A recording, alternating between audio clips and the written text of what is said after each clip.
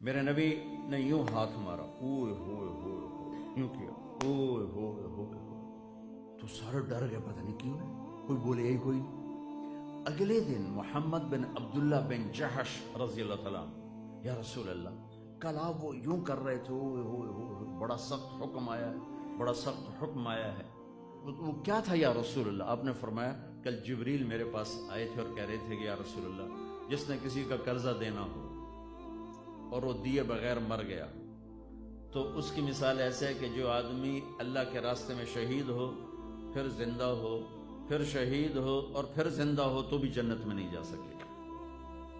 اگر اس نے کسی کا قرضہ دینا ہے تو نہیں جا سکتا۔ یہ ساری وعیدیں کیوں سنائی ہیں؟